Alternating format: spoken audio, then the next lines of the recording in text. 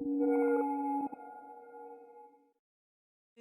years, Amran Mahmoud made a living circumcising young girls, a centuries-old practice believed to control sexuality and enhance fertility.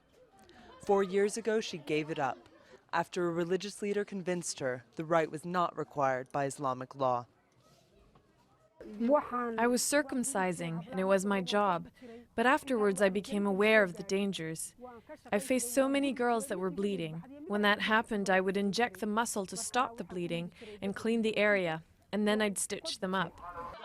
Almost all women of Amran's generation have undergone the most extreme form of female genital mutilation, known as pharaonic. The painful, sometimes fatal operation can cause bleeding, infections, infertility, and complications during childbirth.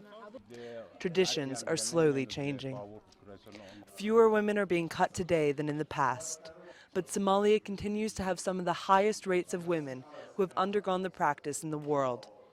At an after-school club in HARGEISA, most girls are against extreme forms of cutting, but are still attached to some form of circumcision.